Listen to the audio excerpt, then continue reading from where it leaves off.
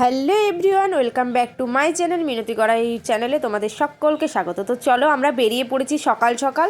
আজ হচ্ছে গিয়ে সানডে, আর সানডে মানে তো জানো গোটা জানুয়ারি মাস জুড়ে শুধু পিকনিকের মেলা। তাই আমরাও বেরিয়ে পড়েছি সপরিবারে পিকনিকের জন্য। আরে এবার তো তোমরা বলবে এরা পিকনিক করতে কোথায় যাচ্ছে। আরে পুরোটা জানতে হলে তো পুরো ব্লগটা দেখতে হবেন, তাই না? তার আগেই চলো বলে দিই, আমরা যাচ্ছি গ্যাংদুয়ার ড্যাম পিকনিক করতে। আর অনেকদিন সপরিবারে একসাথে পিকনিক করা হয়নি, তাই আমরা ভাবলাম জানুয়ারি মাসেই চলো আগে রবিবার দিন আগে পিকনিকটাই সেরে আসি। তারপর ফাইনালি আমরা সবাই মিলে বাসে করে পৌঁছে গেলাম আমাদের লোকেশন, পিকনিকের লোকেশনে। আর এখানে এসে তো দেখে পড়ে অবাক যে এত ভিড়, চারিদিকে তো শুধু পিকনিকের মেলা। বাবারে বাবা, কত পরিবার যে এসেছে এখানে পিকনিক করতে। আর এখানে আমরা সকলে মিলে আলোচনা করছিলাম যে কোন জায়গায় আমাদের পিকনিকটা হবে।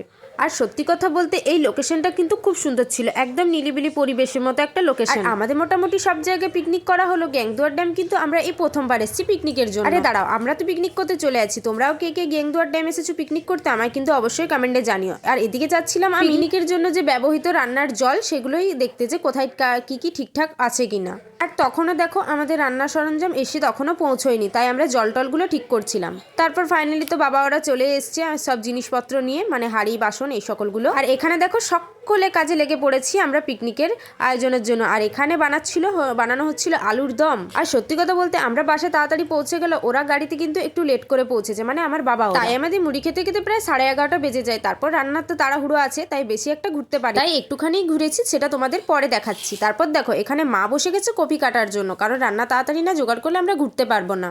আর আমরা গিয়েছিলাম মা বৌদিরা সকলে মিলে, মা এখানে কপি কাটছে আর বৌদিরা ওখানে মাংসটা ধোয়াধুয়ি করছিল। চলো রান্নার ফাঁকে একটু ব্রেক পেয়েছি, চলো একটু ঘুরে আসি। আর দেখো চলে এসেছি আমরা ড্যামে। আর এই ড্যামটা কিন্তু আসল ড্যাম গ্যাংদুয়ার নয়, এটা হচ্ছে তার পাশে। এই জায়গাটা কিন্তু বেশি সুন্দর লাগছিল। আর গ্যাংদুয়ার ড্যামটা তো আছে, সেটা তোমাদের এই ভিডিওয় দেখানো হয়নি, পরের ভিডিও অবশ্যই দেখাবো। আমরা তো পিকনিক করে নিয়েছি, তোমরা কে কে পিকনিক করছো আমায় কিন্তু অবশ্যই কমেন্টে জানিও।